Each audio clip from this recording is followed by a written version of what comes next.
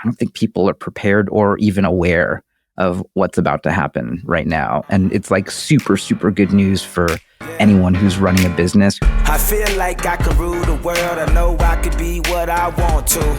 I put my all in it like no days off. On the road, let's travel, never. Sam, have you seen? I feel like there's a new meme that got birthed, and I think Gary's involved with it now, which is the "learn to cook, loser." Have you seen this, Sam? What is that? What is that? Gary, can you explain this one? Posted it. I don't even know like what it was a reply to, but it seems to be going viral. So it's a good meme. I think Paul Graham was talking about cooking. He was like giving his kid advice, and he's like, when you have a girlfriend or something like that, like, they love to come home to the smell of like a meal being cooked.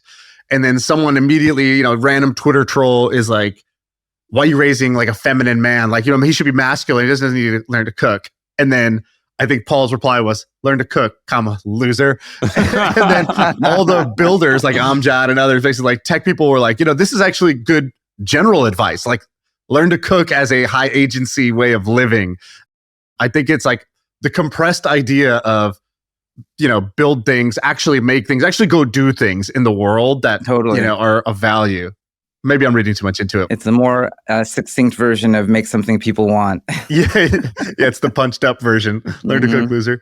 Is Paul Graham like the definition of success? Basically built like one of the greatest companies of all time, YC, and then it started working well, and then just bails to Europe, where he's living in I don't actually know if this is true, but it appears he's living in the woods, writing and being with his family. And I'm like, is this guy, did he just pull the ultimate move and it worked out perfectly? I think so. I think he really did. What's your version of that? I mean, more or less like YC as a concept is like kind of a miracle. It's, there are very, very few places in the world where anything like YC ever happens. And then I just feel like I need to be like the watcher on the wall. It's like, okay, let's, this thing is working. And then it's working for relatively mysterious reasons that are almost too obvious. I mean, it's at once a mystery and it's obvious. YC itself is like pretty earnest. Like, it's just make something people want, applying this thing. We'll try to go through and sincerely find the things we think could be really, really big. And then we just give you a bunch of money and throw you in a room with all the other people who are, sort of the top 1% of people trying to do that thing. And then somehow some magic happens where, 5 to 10% of those companies become worth $1 billion or more.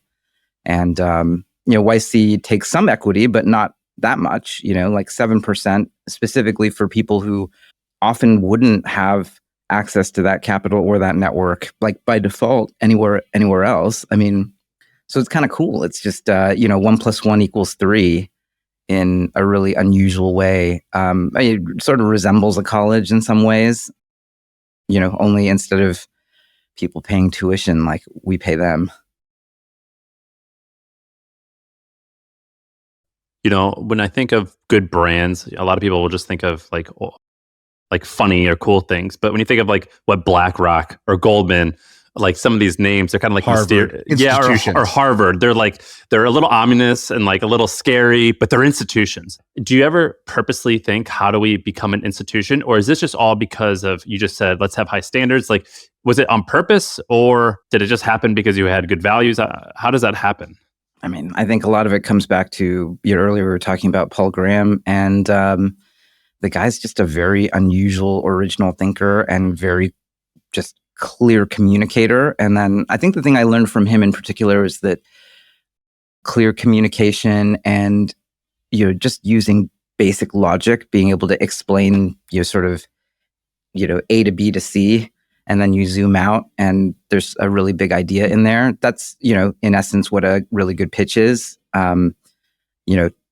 I think that's where it came from. Like, Paul was just very, both, frankly, Paul and Jessica Livingston, his wife and co-founder, the two of them basically created this thing that feels different, didn't feel like another investor, felt very welcoming. I mean, the sort of viral tweet I think PG has about Jessica is like, Jessica once cut a founder's fingernails before he went on stage at demo day or something, just because it's like sort of, at once very exacting. We have very high standards, but then it's at once also very, sort of like almost family or like homey, just welcoming, and sort of that mix of both very earnest and very formidable. Like those two things combined created, I don't know, something that seems to create magic. Isn't it wild, by the way? Like, just think about this. So one of my companies, I recently taken through like an M&A process, and I talked to bankers. And bankers, so you go first and interview bankers. You're like, why should I go with you? Why should I give you 4% of this transaction for 6 months of work here at the very end? And they're all about their differentiated process, how they do more, how they have the smartest people in the room, and all the things they brag about what makes them successful. On paper, makes sense, but it's kind of the midwit meme, because if you look at YC, it's like, yeah, we invest in people before they even have an idea a lot of the time. They have no traction. Yeah, often they have to change ideas. We don't negotiate every deal. We just 7% for every single company. Same deal. That's it. The application, yeah, it's like a one-page form you fill out online. The interview, yeah, we talk to you for 10 minutes and we just give you a thumbs up, thumbs down from there. Like all of the things YC Is it does really are only so 10 simple. minutes? Yeah, it's 10 minutes. Oh my It's God. a 10-minute 10 interview. minutes. Yeah. And they're picking winners at a higher rate than anybody else. I think they're attracting winners at a higher rate than anybody, so it makes it easier to pick. But they're picking winners at a higher rate than every other investor, even though their process is simpler and less than what you would think you need in order to be, the number one player in the space. And they basically, I think I've read the stat, it's pretty insane. You guys basically, every time you run a batch, you basically print $3 billion of market cap on average. I did some math and I looked at the batch values. So, like something like 5% of all the companies become unicorns, but you just do that a couple times a year. You're doing it twice a year. Now you're doing it 4 times a year. You're like, oh yeah, let's just print $3 billion of market cap 2 to 4 times a year. Yeah, that is wild. mind blowing. Like that is so insane. Yeah, I mean, I think the craziest thing I'd ever heard was basically the Airbnb round, where I think something like under $20,000 became $2 billion in the liquid IPO when Airbnb IPO'd. So, and YC didn't even take the pro ratas then. So it's pretty wild, honestly. Like, easily could have returned $5 to $7 billion with a good portfolio management strategy. But that's the thing. I think simple things work. Actually, it's if YC was a company, because I think it's been around like 18 years. You said 18 years, yeah. In the last 18 years, YC's got to be up there in like the top 10 Silicon Valley companies, things that created so much value. Do you think about it that way, or do you have a good lens? That's what I try and get people to understand. Like, this isn't just, working at a company. This is, I think we did the math on how much money per employee YC in theory should drive. And I think we're something like $20-ish million per year per employee in terms of like, sort of market cap value created in the world. And that's just the carry. Like, that's our take. Like, in terms of value created for our limited partners and, sort of overall in sort of, I think it's like close to 100 million per year per employee. So it's pretty wild.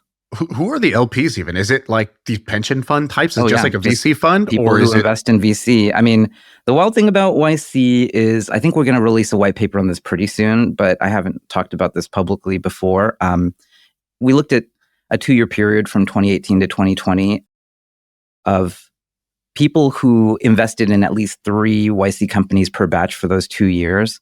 The top decile predictably was very good. It was like 16x. The top quartile was also very good. It was 8x. I mean, these are outrageous returns for such a short period of time in venture period. The wild thing, though, is median was 5x, and then the bottom quartile was 3.3x. So it's really crazy because in venture period, if you look at how VCs make money, it's all in the power law. There's only sort of the top 25% make any money at all, and then the top quartile generally for any given year of VC is only 3x. So it's pretty wild what's happening.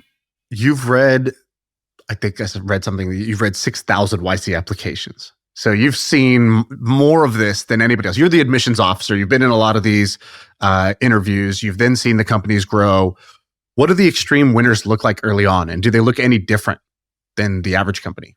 I mean, Honestly, they're very similar. Like my two craziest wins, one was Brian Armstrong at Coinbase, and he was a solo software engineer working at anti-fraud at Airbnb, and he had never started a company before. He a lot of the things we worked on with him very early were like sort of the basics that it's sort of hard to believe now on the other side of him having built Coinbase. It's kind of hard to believe that there was a time when Brian Armstrong didn't know how to do a product launch or, even raise a single dime from investors. So I think it's basically been that same profile, like highly technical people who are just like sort of smart and earnest. And that's about it. Like that's sort of mainly who we like to fund. And then it's, I think, unusually really, really important today in 2024. I mean, large language models have basically opened everything up. I mean, almost anything that a knowledge worker can do, anyone with 130 IQ or below, pretty sure that with workflow and evals, you could write software now that could do what that, basically almost any knowledge worker could do. And you could do it perfectly with like no management headaches. It's, I think, like a really profound moment for all entrepreneurs, period. Yeah, I think me and Sam have both had learned to code on our to-do list for like 12 years. Bought the Python the hard way course on Udemy, did all that shit. I think we now we get to skip the learn to. It's just code now. You don't have to do the learn to part.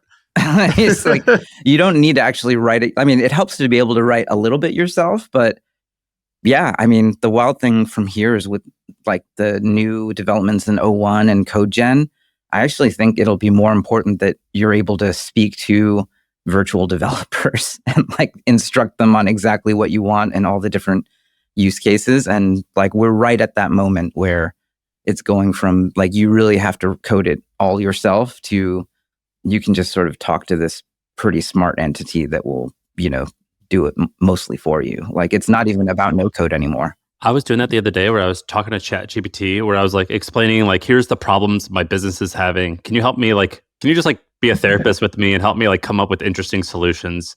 And the answers were shockingly good, by the way. It was like pretty good at just like brainstorming with me and just being like a sparring partner. Is there like I know that YC, a lot of it comes down to making what people want and things like this. And to me, that's like a bit of an art where you're more of an artist than a scientist. But is there a world where you could take your 6,000 applications and a bunch of other data that you have and kind of spreadsheet your way to like the likelihood that we build a company that, and I think there's magic to create these like deca unicorns or whatever, but is there a way where you could like use your data and spreadsheet your way to like, well, here's the interesting opportunity. This is going to get to some type of traction and wealth creation with a high rate of certainty. It's conceivable. Some of it is like, we think someone might do something like that and it might totally work actually. And then the trickiest thing is like, how do you actually get really smart people to come and do that thing? And, capital as a service has been, I think like Chamath talked about that. And I thought it was very interesting. What did he say? It sounds conceivable. I think they experimented with this when he was still working on Social Capital, where instead of having a 10-minute interview and, how it works at YC is we actually have 14 equal group partners, including myself. So we actually hand read these applications and, you're not talking to an AI when you do the 10-minute interview. It's literally just talking with us. And then once we fund you, we're just working with people day to day, for those 10, 12 weeks and then onwards into the future of the company. Like we own, 7% of the company. We're like a big seed investor. So we need to sort of be around and it's very like high touch and you get like an individual person. And then I think like the capital as a service idea, like is really just, connect your metrics, connect your Stripe account, your bank account, your QuickBooks. It's actually pretty doable today. Like it's conceivable that someone should connect all those things up and then an LLM can just, rank whether something's real or not, do the diligence. And then if you like hit a certain bar, like boom, like here's money in your bank account. Sam, did you ever see that when they did that for growth stage companies? I think they called it the 8-ball. It was like you connect all your data and then it'll not just tell you, they could just take your raw data and they could put it into a format where they needed to analyze it. But then secondly, they benchmarked you. So they're like, oh, wow, they have best in class retention for this category, or they're below average, so don't invest, right? But So I thought the results were like interesting, but not like maybe too early. Yeah, where it was like, this is interesting. But do you remember when ChatGPT started getting popular? I think, Shaan, 2 years ago, and there was a guy on Twitter who had a really funny like name. It was like Greenpoint or something like that, and he told ChatGPT like, make me a content website that can rank high on search and it can monetize on ads. And I think within like 3 months, he got it to like $20,000 in monthly revenue. Do you remember that story? Oh, yeah. Like the normal way now is I prompt AI and I want AI to be an agent. What he did was the opposite. He's like, you tell me what to do. I'll be your human agent. But you have the good ideas. You prompt me. And I thought that was like kind of I bet it would work extra well now with O1, like the new reasoning model.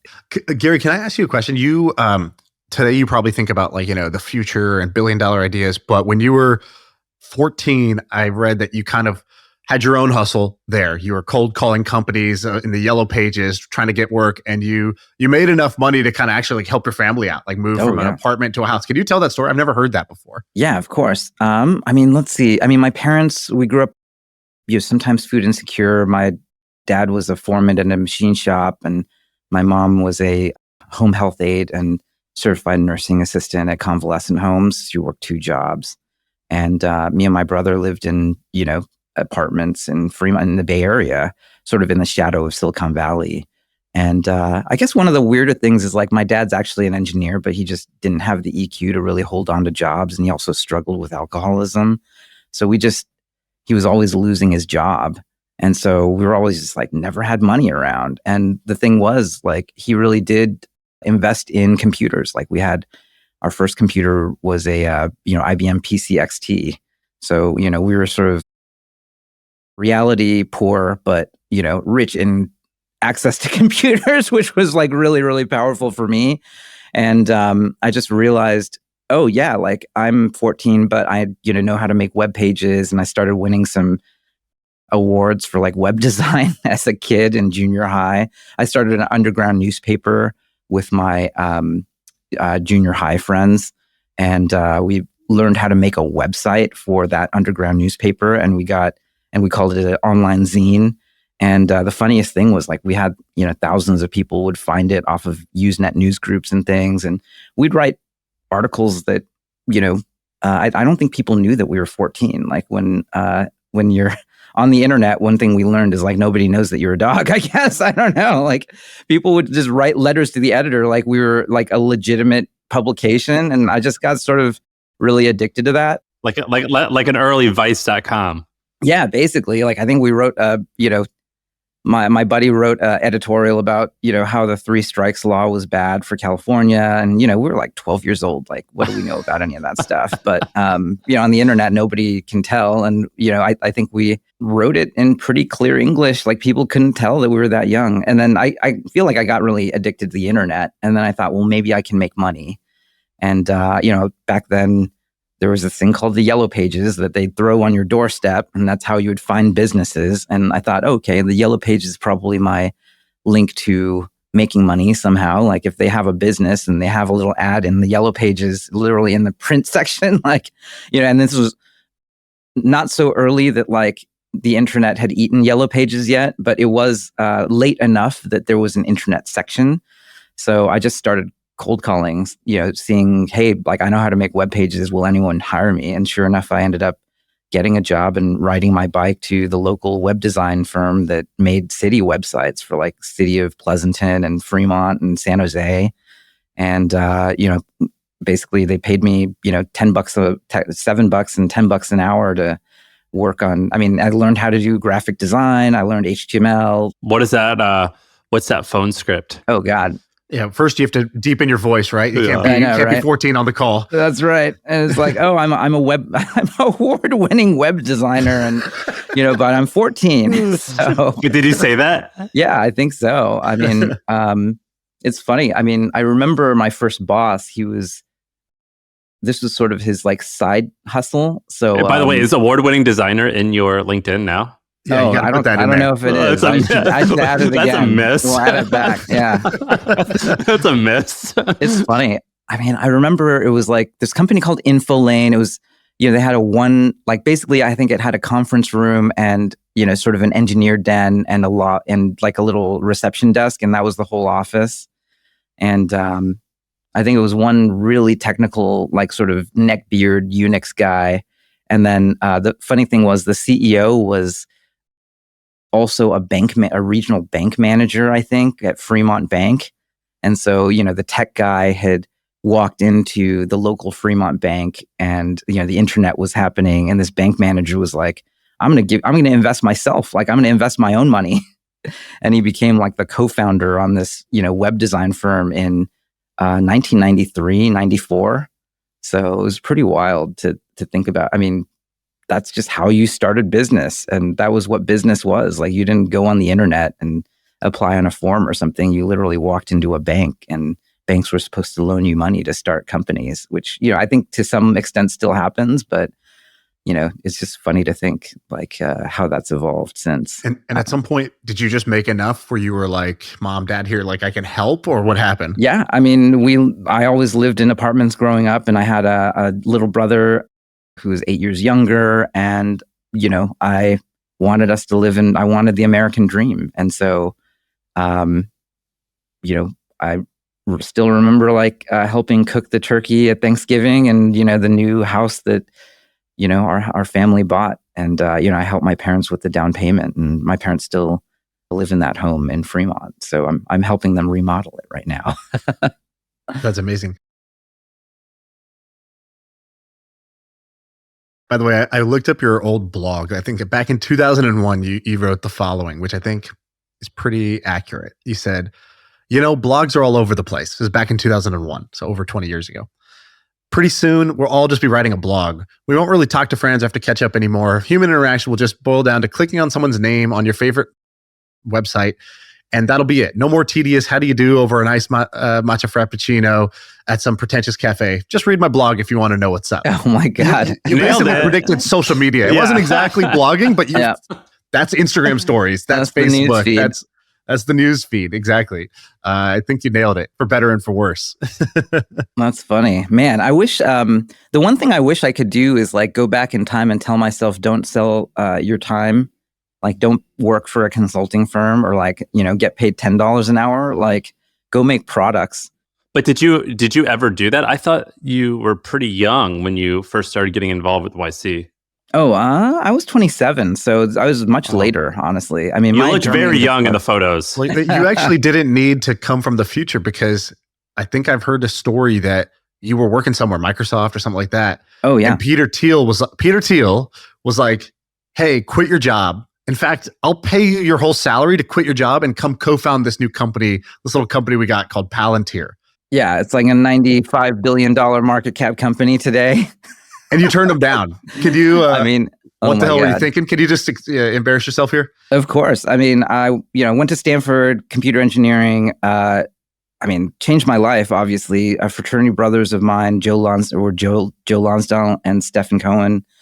Steph and I went to high school together, grew up together, tried to start a bunch of companies together. I was a year out of school. It was 2004. And I thought like, oh, look at me. I have health insurance. I have a real job. And then my old fraternity brothers who were a couple of years behind me at Stanford, like, I guess they couldn't get a real job. So they're going to, go start a company. I don't know. It's really funny to think about in retrospect.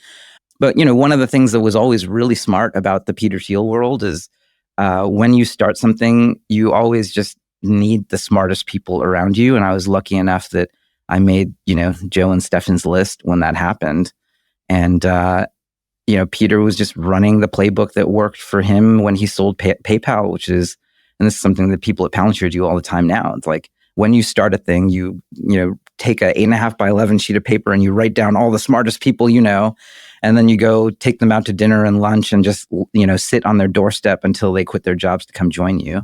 And, I guess it was pretty wild. I mean, Peter was not a billionaire yet. I think like the funniest thing about PayPal and the PayPal mafia is that like they basically fought a land war in Asia against eBay. When you have to work on other people's distribution and other people's platforms, you just end up becoming like the most vicious, hardcore, builder fighter types to just like gut it out to build a business on someone else's platform.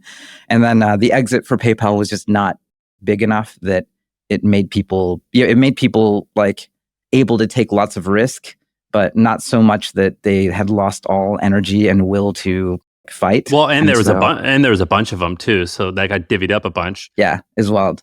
How much was Peter Thiel worth, do you think, at that conversation? Because like, let's say you made $80,000. That's like a big deal, right? To be out to dinner with someone, be like, I'll give you 80 grand right now just to quit. Yeah, totally. To get a co-founder or co-founding engineer, like I some of it is like, I could see myself doing that today. I mean, I think Peter was probably worth like at least a couple hundred or at least 100 million at that moment. More than enough to be able to say something like outlandish like that. Yeah. I mean, I think it's a fair trade today. Like I would definitely trade like my gold Rolex for a first co-founding engineer of a company that I think could be worth $100 billion in the future. That is a fair trade. Did he make a compelling pitch like about the company, or was he just like, I don't know, this is just like a bet? Like, did he see the future in that sense of like what it became? Yeah, absolutely. I mean, I think the thing I really learned from that moment, I mean, I was 22. I didn't know how the world worked at all. I mean, we had dinner at his French restaurant, Frison. I think that's one of the things you do when you make it to centimillionaires. You do something stupid like open a restaurant. And I mean, the restaurant was terrible. Like the soup was really bad. And I mean... He lost like millions of dollars on that restaurant, right? I think so. I mean, today it's this really nice steakhouse, but yeah, it was bad. And then, what I should have done, I mean, I was so lacking in social graces. They did the whole pitch. And then I think I said no, like before the soup came out even. And so we were just like awkwardly sitting there for the rest of the dinner. And he had actually, he was like, here's a check, like $70,000. How much a year do you make at Microsoft? Here's $70,000, cash this check. I didn't really understand it in the moment. And then I think in retrospect, like sort of the number one thing that I didn't understand that I do now sort of realize, like I have to tell everyone this is how it works is, I didn't join at the time because I thought that the world was sort of told to you or like, sort of narrated to you, I guess. I thought, the Wall Street Journal isn't writing about enterprise software. This isn't a hot space. And so, that was like fundamentally the backward way of thinking. Like the world doesn't like happen to you if you are actually a like prime mover in the world, like Peter Thiel or my friends. You go out and you go into the world and you discover something about the world. Like you actually talk to people, like you actually talk to your users, and I sort of gather primary first source information on how the world works. And what they had done was realize that the world's biggest companies and the world's biggest governments had no access to software engineers or, big data. Back then, people said like big data or data mining was like, today we say AI. But either way, these were just buzzwords for concepts that are like actually pretty real. Like, I think they, went into the security apparatus of like the 3-letter agencies in DC and realized like all the people they talked to, they were working, even CIA, NSA, like the, people who we expect to have the world's best technology, they really don't. And Peter knew that because he somehow, the CIA, NSA, whatever, when PayPal was running, they're like, you guys want to have a conversation? Or like, how does like a Silicon Valley kind of outcast get a CIA tip? Yeah, I mean, I don't know specifically. I mean, how they described it to me, I think was like, they learned a lot about how the world works through the anti-fraud part of PayPal. And the core idea was that they could find these fraud rings just using a graph database. Just literally, people make a bunch of fake identities. They send the money from one fake identity to another. And if you're just using SQL or a row-based method, you just couldn't figure it out. But the second you like graphed it out, you would find this ring. And, what they found was that, the 3-letter agencies didn't have access to that technology.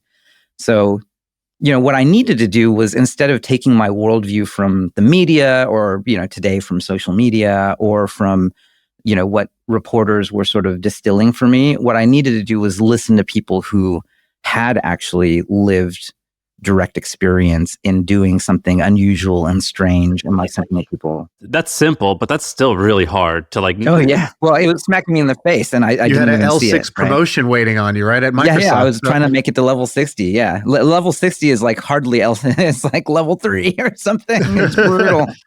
And by the way, Palantir, I've got friends that are there, and I've learned a little bit about it reading. Like, it did not. Peter Thiel, I think it's easy for me to say. Peter Thiel back then seemed like an obvious winner, but the Palantir idea didn't. Like, it seemed like it didn't work for like 2 years or something like that. Like, it seemed like it had this normal startup trajectory where it's like, it's not working. Maybe it's working. It's definitely not working. All right, now it actually has legs. The YC Trofasaro thing. Like, it seemed like it had those normal like issues, except for like maybe 5 years. Yeah, it took many, many years before it started driving revenue and became real. Yeah, the trickiest thing, like YC companies always come to me and ask, like, what could I learn from the Palantir experience? And I'm like, is your name Peter Thiel? And are you willing to put, tens of millions of dollars of your own money into it before, and sort of wait and be incredibly patient and ignore all the signs that you're, weren't getting revenue and not, actually working for so long to the point that, suddenly it started absolutely working and working like 10 times better than you thought it would. Like, that's just not a thing that people are really capable of doing on certainly their first $1 million or their first, Palantir is sort of like the most amazing version of like the second or third startup that people do. Like, your first startup, you got to just gut it out sometimes. It's like, how do you like get to your first $1 million, right? Well, that is the name of the podcast. Indeed. And so I'm curious, what's your advice or take on that? Like, how did you do it? How did you think about it? And knowing what you know now, how would you go make your first $1 million? Yeah. I mean, what's funny is in the end, like, Palantir ended up being huge, but it didn't really IPO until many, many years later. It's like, I mean, I designed the logo in 2000. I joined as employee number 10. We would do these ridiculous things like go to Stanford and give out pizza. And then we were like 10 people, 15 people working there. But the pizza box would have our Palantir logo that I designed and like join the next Google. And nice. People would like eat the pizza and they'd like give us dirty looks like, how dare you? It's like, what the heck is wrong with you guys? And then let's see. My first win, I mean, the Palantir shares did turn out to be something, but it did not seem like it was going to for a really long time. I think my first actual $1 million was selling a few $1 million worth of Twitter stock at IPO. And so it was actually really late, like for me, I started working in tech like when I was 14, so like 1996, 95. And then, I mean, I think it literally took like 18 years of like working as an engineer and not having money and having like $50,000 credit card debt coming out of college. And I think that might have even been one of the reasons why I didn't quit to join Palantir. I was like, it felt, in 2004, I still had like $30,000, $40,000 in credit card debt and like maybe $50,000 in student loans. And I was like, well, like 70,000 is a lot, but how am I going to actually, I don't know if this job will even exist in 6 or 9 months. And like, I could be a lifer at Microsoft. And of course, in retrospect, it's like being a lifer at Microsoft would be sort of like a life of torture at some level. So yeah, my first $1 million was actually Twitter stock. So I started a company in 2008 called Posterous. It was a blog platform. I used to use it. I love Posterous. Yeah, it was dead simple blogs by email. You just emailed post@posterous.com. You didn't have to log in or like learn how to use software. And then we just reply back with like, here's your blog, like here's your website. And you could send it to your friends and it was sort of like an email list too. So you could do it with your family. A lot of people used it to like share photos with their family. It grew 10x year on year, 2 years in a row until Instagram came out. I remember when Instagram came out, Posterous was actually one of the little check marks.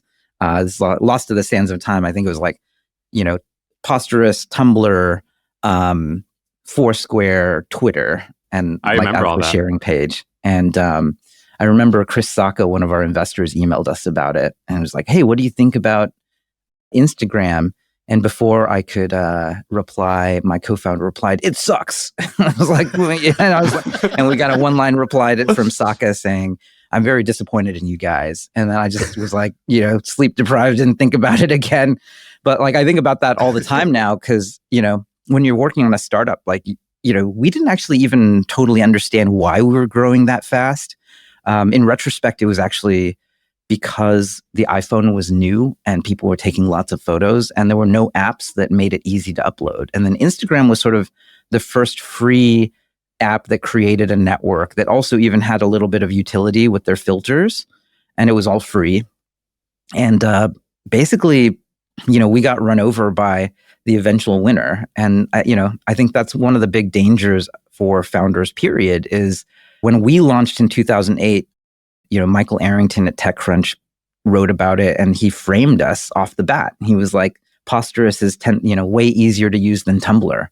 And so we sort of made a mistake and took like that competition and then made it our identity. And it's something that advice that I have to give to founders all the time now, which is like, we weren't competing against Tumblr. We were competing against how people were getting photos off of their phone, actually. But, when you're not careful, you sort of allow media or other people to sort of frame your reality, and then you just play the wrong game. Like Tumblr didn't even want to be Tumblr. That ended up having zero enterprise value. I think that's also one of the cool things about Silicon Valley is like, you can even sort of screw it up. If I really introspect on what I wish happened, we had about 1 million users who were like super dedicated to Posterous. We easily could have sort of charged $5 or $10 a month for it. We would, we were a team of like 12 people. We easily would have been profitable. And then I remember, because we were hanging out with our friends at Weebly, like David Rusenko and Dan Veltri, who were amazing. I mean, they only ever raised, a tiny amount of money out of Demo Day and never raised a Series A. And what did they eventually sell for, like $300-400 million? Yeah, to Square, like sort of, I think pre-IPO. And then Square, of course, like went on its crazy run. So these guys are like made, 100 times more money than me and my co-founder at Posterous. Like, rightly so. They did it not through like continuing to raise venture dollars, but by being profitable, cash flowing, by compounding, by focusing on their users and like playing their own game instead of playing the game that was like can be sort of chosen for you by either your investors or social media or by reporters and tech press. Like, just play your own game, like make up your own mind. So, if I did it again, like we easily probably could have done that. And then instead, I think we ended up pivoting out of, that Posterous idea. And, we were just wanting to continue to chase this idea that we could be the free social network. And I distinctly remember meeting Peter Fenton at Benchmark, and he passed on our Series A because we didn't have a good answer for this. He asked, are you a platform or are you a network? And we said both, because that's what founders who like don't have strong opinions end up saying. I think like it's a multiple choice test. You just circled A and B. Yeah. Can't be wrong that way. But I don't know. This is all 2020 hindsight. I mean, I use these stories all the time to try to help founders get on the right path to real enterprise value all the time now. All right. So, it's not just make something people want and raise a Series A and B and like look like a successful startup. It's actually make something people want, and that's the end in itself. And if you do that, like you're going to make money, and hopefully you can compound that and like create real enterprise value for yourself. And that's sort of the game. We want to ask you a bunch of questions about different stories, because you probably have a lot of stories. But what's interesting about that story is you left Palantir is a very, I don't know if it felt it that way then, but now it's a very serious company where like they prevent terrorist attacks at times. So like it's a very serious product. What you were working on after that, you could like, someone could be like, well, that's just like a blogging platform, or that's just this, like, that's quote, less serious. Did you ever, like, I mean, I guess I'm self-projecting because I feel this way sometimes, where I'm like, I'm doing something that's not serious, but you kind of have done both, and now you're back to a relatively serious thing. YC's a multi-billion-dollar company. How do you balance like working on something that seems fun and cool versus like a serious big thing? I mean, I think that goes back to what we were saying a little bit earlier, which is just like, be careful what frame you accept. It's all made up, but you get to make it up. And then, for Posterous and blogging, like they said the same thing about Facebook. And I remember spending time with Boz and, a bunch of our friends who were early Facebookers. They never accepted the frame that Facebook was not a serious and important thing. Their narrative was very clear. Like they had a very strong cult, and the cult was just clearly once every few decades. I think very explicitly Zuck would say this, like once every few decades, like everything would change. Media would totally change. And like they were right. Like this social layer came up. And, this is sort of the reason why I feel like if you're running a business today, you kind of have to be a creator. Because if you're not a creator, you got to buy eyeballs somehow. And guess who's got the monopoly on eyeballs? Larry and Sergey and Mark Zuckerberg. You got to go pay. You got to pay the toll to go across the bridge.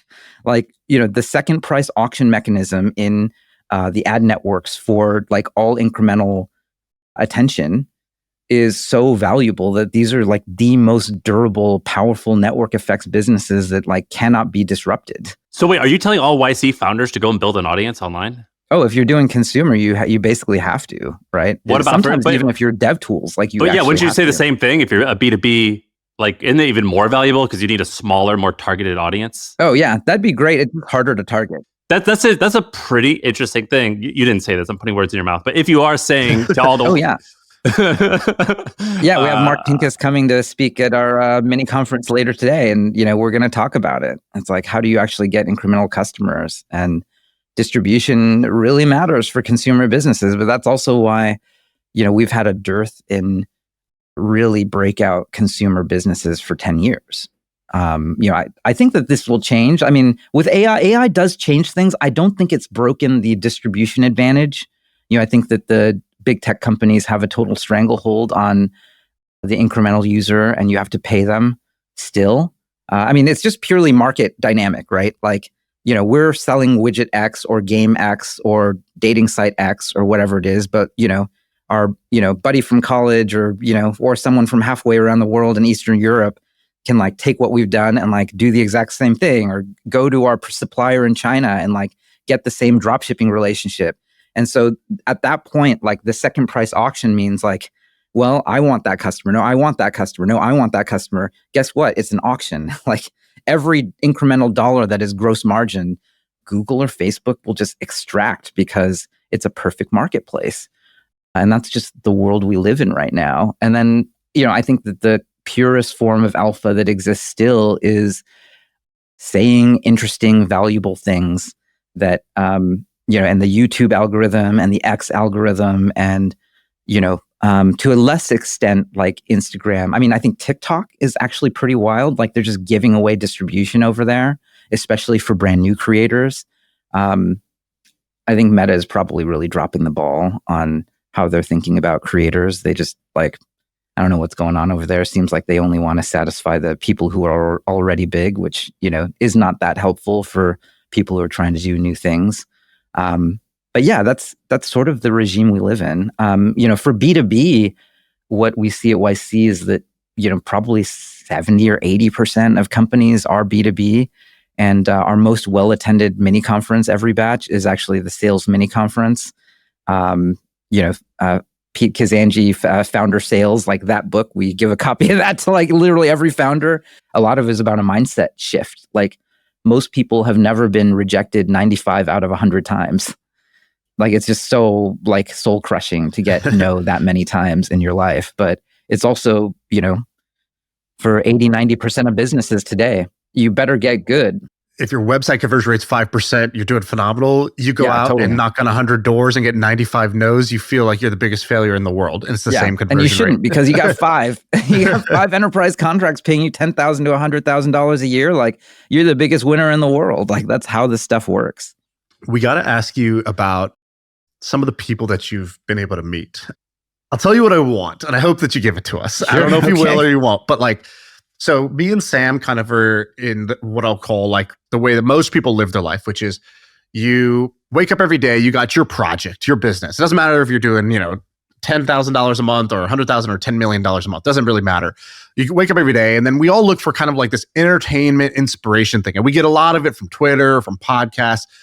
And one of the best things is when you hear about the way that some of the people you admire operate, or the way that they handle things, or the way that they dealt with a situation, or something about their personality. And of course, it's sort of, a caricature. It's not a perfect picture, and whatever. They're not perfect people, but it is badass to hear those stories. And we hear them about Elon, but you run in a really amazing circle where, Paul Graham, Sam Altman, like all of the YC network are people you've been around. You've been around them before they were, big and since.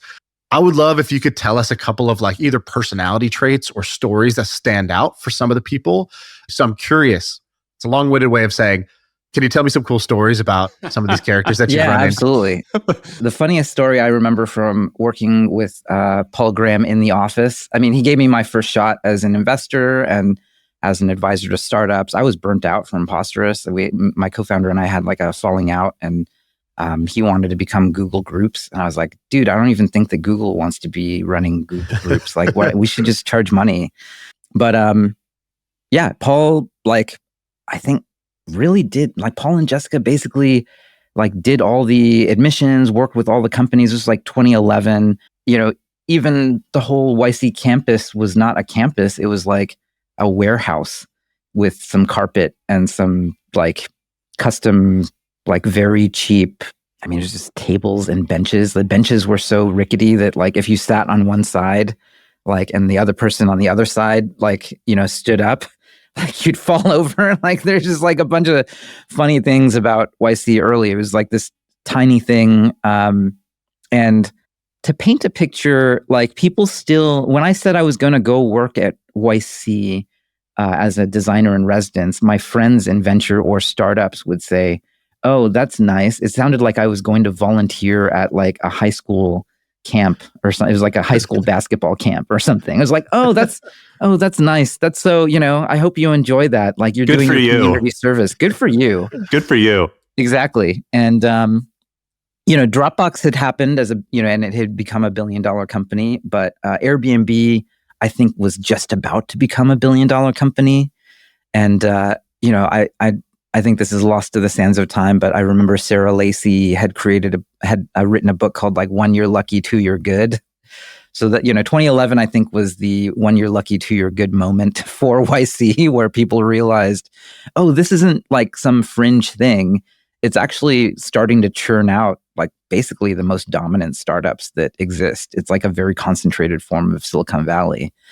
And about that time, there was literally one person who did all the books, all the finances, all the audits, all the CFO stuff. And she needed a copy machine. So she got one of those like sort of waist height copy machines that, looked corporate, and it had like these little stickers on it. And then I remember Paul Graham came in. He's like, what is this? Why is this here? And it was like sort of this totem of corporateness. He's like, I remember seeing these at Yahoo and I hated them. Like he started like scraping off the sticker that had like the phone number of the little company that would maintain the copy machine. And I guess it just jumps out at me as like this very interesting quirk of Paul that was like absolutely right. And, I sort of stay up at night thinking about like, how do I make sure that YC never feels corporate? PG would show up in like shorts and Birkenstocks all day. I think he wore khaki pants to my wedding. So my mother, my sister-in-law was like, excuse me, sir, this is a private wedding. And I'm like, no, that's my boss. So, I mean, there's this, I think what I learned from Paul was that I think there is an insidious nature to like formality and corporateness and just like having to wear a suit or the convention, right? Like, I think there's incredible value in being very, very unconventional. Whenever there is prestige and or convention, you should be wary of that thing because, there's got to be some other weird soul-sucking things that are associated with that no one by default would sort of choose to have, a dress code or like what are some other examples of this? Like, basically you should beware about your own formality and try to fight against it. It's just like, try to be super matter of fact. And I think that's one of the things that just makes companies bad. I wonder, like, as people who run your own businesses, do you ever think about that? Like, you go into a meeting and you just think, like, was that a meeting that if I were not me running this place, like, would I want to be in that meeting? Well, it's the same thing as what you said about the framing thing. You behave like you think you're supposed to behave versus what kind of makes sense. You start playing business a little bit. It's sort of like, when you start a company, a lot of people play business by getting like a business card before they get a customer, and then you kind of snap out of it. You're like, no, dude, I got to make the damn thing. And you start making the damn thing, and you start getting some customers, and then you kind of go back to playing business again. Yeah. Which is definitely part of the Silicon Valley thing. Like OKRs, measuring things quarterly. Like, there is a bunch of like lameness that I myself fall victim to, and you have to like pull yourself out of that trap. But some of it is like useful, I guess. If you're Airbnb, if you have 6,000 employees, you do slow down. But it's hard to know what's truth versus what you should do versus what you have to do, type of thing. I will say that I think it's possible for people to do insane business now with like 2 pizza teams. Like, I think that we, probably in your community, or maybe you guys yourselves, will end up making these like $100 million to like $1 billion a year businesses that are totally empowered by large language models that like do not need more than 20 people working at them. I think that this is literally the most exciting news that, we're pretty sure is going to happen the next few years, especially right now. And like, that is the one thing that these giant companies that have like thousands of people, like, it is completely, like, corporate America is completely unprepared for this moment. Like, they're just going to get run over by 1,000 startups that are way more agile, that, aren't completely drowning in convention. They can just do the right thing for the customer, and the cost basis will come down a ton. The trickiest thing is, like, I'm not sure if it's inflationary or deflationary. Like, what's going to happen here, right? Like, prices in theory should come down. Things should get a lot more competitive. I mean, on the flip side, like, the hope is that all of our, products and services get a lot better, cheaper, faster, real fast. I mean, this is the moment. Like, literally, we talk to people who are eng managers and like CTOs and like even engineering teams. I think that it's almost generational. Like, it's like in the water for us right now, because we spend all of our time with like 22, 25, 28-year-olds who are like the me from, 15 years ago. Like, we're just helping the next generation right now. And they were like born on the internet. They were born with large language models, and then there's sort of, frankly, I'm 43, like my generation of C-levels, like, I don't think people are prepared or even aware of what's about to happen right now. And it's like super, super good news for anyone who's running a business who's super agile, because you don't have to be doomed to calling in the business process automation call center. You don't have to like hire the team in the Philippines anymore. If anything, like, that's one of the more direct advice we give to people looking for startup ideas in the batch right now. If people are pivoting, we're like, okay, well, you're selling to, let's say, like accounting firms, but you're having trouble with enterprise sales. What if you targeted people who already spend, hundreds of thousands of dollars a year on a call center in the Philippines or Eastern Europe or anywhere else? Like, why don't you just reach out to people like that and just replace what they rely on, there with large language models that have great evals and great workflow? Like, that is just, I think we will have many companies driving tens to hundreds of millions of dollars, like literally in the next like 2 years. It's just like hundreds of them, thousands of them are going to pop up right now, just doing that. That's so exciting. What companies are you super excited about that we should watch out for, or we should go check out? Because you live in the future. You're further in the future than we are. Obviously, like, the tooling for this is important. Like, there's going to be a lot around helping people build the stuff.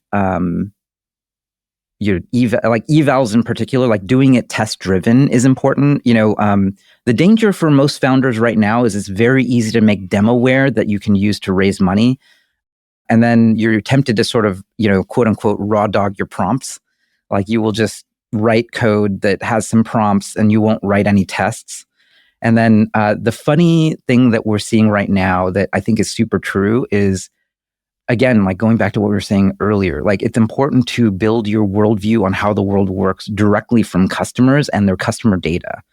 So the sort of rinse and repeat thing that's like maybe 80% of what YC companies are doing right now that I think anyone could do is go and find real people who like are running businesses and they're spending hundreds of thousands of dollars a year on giant teams of people doing like rote repeating knowledge work, and then get access to their data, get access to the flow of their work, watch how they do it, and then literally write test cases using, and if there's hallucination or the LLMs aren't actually able to like consistently do the thing you want, you actually have to chop down the prompts more. Like you're asking for the LLM to do too much. Like the LLMs are capable of maybe like 120 IQ level work right now.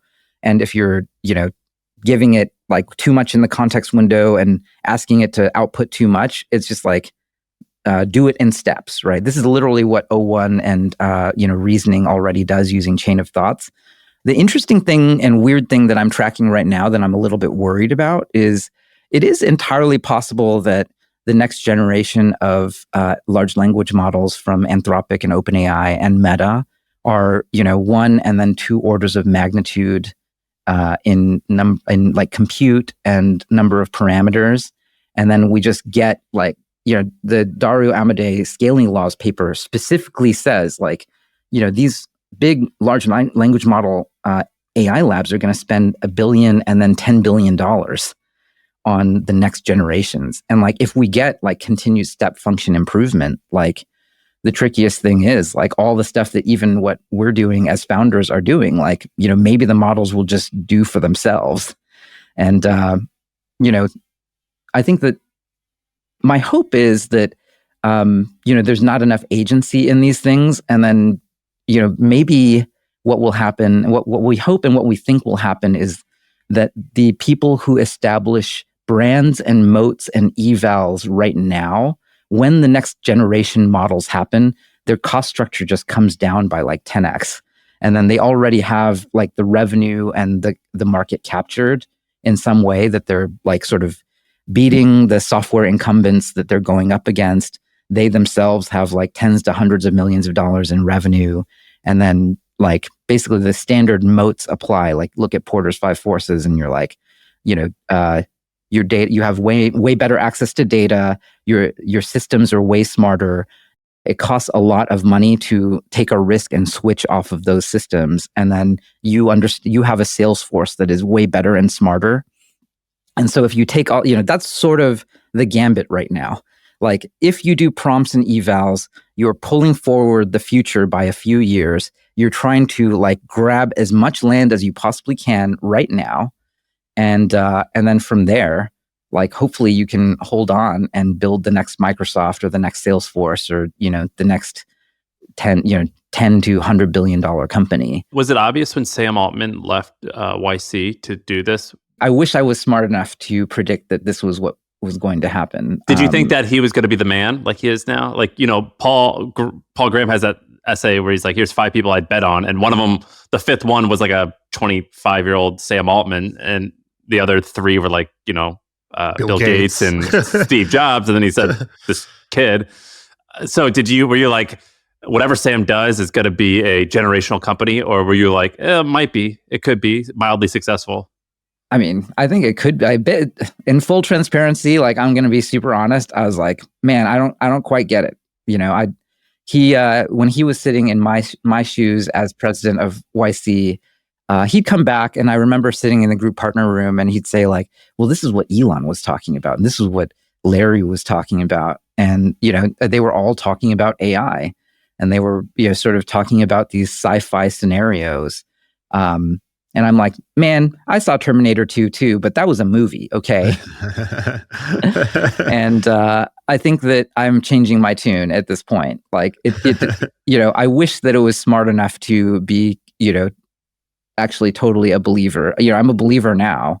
Do I believe that we're going to end up in like a doomsday scenario? Like, I still don't really believe that there's that much agency in these things, which is yeah, sort but of the your reason judgment why. now is questionable. First Palantir, now OpenAI. Thank God that you've already made so many other successful investments that I know that Gary's got good judgment and can predict the future a little bit because I'll come around eventually. I'm just a year off.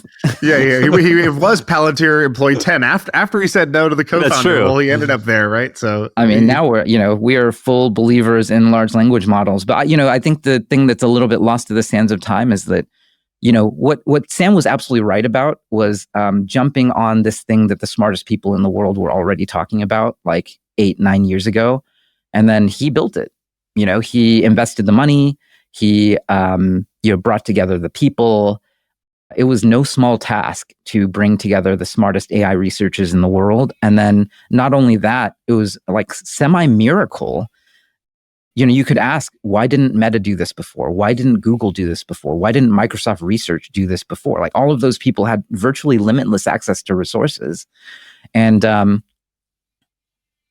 to weave this back together, I think there is something really terrible and limiting about giant organizations that are not capable of evolving and making smart decisions.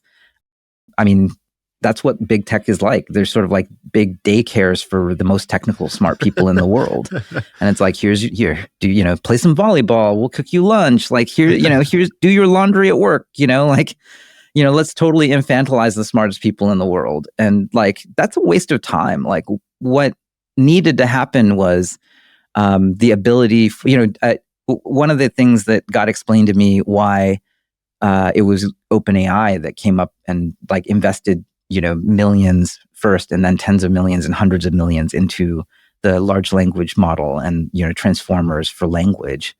If you were at Google, you needed to work this bureaucracy. It was highly political. You had hundreds of other researchers, all of whom were all as smart as you, and you had a finite sort of limited set of compute. And what you would find is that Google would do really breathtakingly amazing work, but then you'd have 30 different authors, and if you'd read the paper, there'd be these sort of strange things that seem like it was a little bit tacked on, but that's the only way you could get the compute resources to actually pull off a training run on the model that you wanted to do. You had to do some weird things to accommodate people who were going to commit their training resources for their random little thing. And so it's funny to see that, human progress is more or less a little bit impeded by the bureaucracy and lack of governance and lack of agency that large organizations just sort of impose on people. You don't have a choice.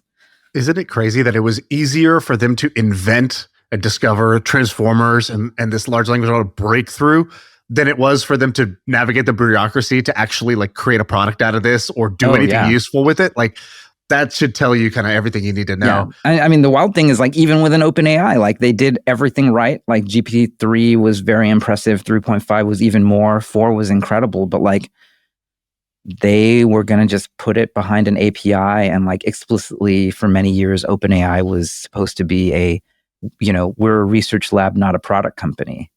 And, it took the relatively Herculean efforts by product people inside OpenAI to even release, ChatGPT, which turned out to be the greatest consumer launch of maybe in the history of consumer launches, actually. Hey, you said, and I know we got to wrap it a second, but you said you keep talking about this thing. It's pretty amazing about talking to the smart people and like what are they talking about? You have access to more of those types of people than probably most anyone on earth. What's the conversation right now, or is it all AI still? Yeah, I mean, ultimately, that's sort of the number one thing that we're pretty excited about. I mean, that a few people who are really smart can sit in a room and make a thing that literally does what humans do all day. I would make a pitch that often the best things that could be automated are actually very rote. They're sort of the knowledge worker equivalent of like hand looming a carpet or something. It's like, all I do all day is look at an email box, see if someone paid their bill, reconcile that against a ledger in QuickBooks. Like, can you imagine, millions of people, like tens of millions of people on the planet, like that's their 9 to 5, like that is not a good use of a very smart human being, generally speaking. And like, those are sort of the things that are most easily replaced by really great prompting, great evals. And frankly, I think, there are going to be 20-person software engineering focused startups that basically turn, billions of dollars in payroll into billions of dollars in software revenue. And hopefully those people go on to do much smarter and much more interesting jobs than like passing butter all day. That's amazing. Garry, if you have 1 minute, can you tell the spoon bending story? I think this is a very powerful story that you have. The spoon bending party. I don't know if you know this. Oh God, it's hilarious. I mean, I've been to Burning Man a few times. I love Burning Man. It's my favorite place to take a break from consensus reality and realize that it's all made up, but you get to make it up. And there's a lot of like weird fringe stuff, a lot of like 60s like esoterica. You're just wandering around the desert on a bike with your buddies, and I think we randomly walked into a spoon bending party where they were, it was a huge group of, I think it was almost like a magician at the front, like sort of helping people. The shtick was that they were going to teach you how to bend a spoon with your mind. I was like, okay, that's cool. Like, let's go check it out. They passed out these spoons. And then it was like a magic trick. They said, okay, now bend your spoon with, like, look at your spoon and bend it with your mind. And then in between, they would say like, okay, well, sometimes you need to use your hands and like warm up the spoon to bend it. And then basically, I think what you're supposed to do literally is just bend the spoon with your hands. And that's what, and then what's funny is by the end of it, half of the people, like I had a bent spoon because I was like, oh yeah, like they said like, oh, I should, sort of warm up the spoon with my hands and bend it with my hands. Just and then the other half of the room, just to get it started. just to get it started, right? And then by the end, like half of the room had bent spoons and the other half didn't. And the ones that didn't were like, how did you do that? That's absolutely incredible. And I was like, guys, it's a bit. It's a bit. Like you have to, first know that you can bend the spoon with your mind, but then you bend it with your hands, guys. Like that's literally like the shtick, actually. And it's a little bit of an allegory for bias to action and what you're supposed to do in real life. Like real life is sort of like this exercise. Like they say, like you can go change the world and you can do it with your, with your very ideas. But like, that alone is not enough. Like you actually have to go with your hands and go talk to users and, sit and build a thing. And so, don't forget the second half. And the wildest thing is like more than half of the room could not do it. And so if you are the person who's able to bend this, bend the spoon with your mind, like, guess what? You also used your hands. Like you got to do that. And, and actually like, that's maybe like the greatest gift. It's just like, dude, Garry, you're the shit, man. You are the best. I love talking to you. You make me feel really great. You give me energy. And we're very, very, very thankful that you took the time to do this. Thank you guys so much for having me. Always great to see you guys. And, congrats on all the success and excited to see where you and your community go. I mean, we're all building the future out here. Well, thank you for saying that. Take care, Garry. I feel like I can rule the world. I know I could be what I want to. I put my all in it like no days off. On the road, let's travel, never looking back.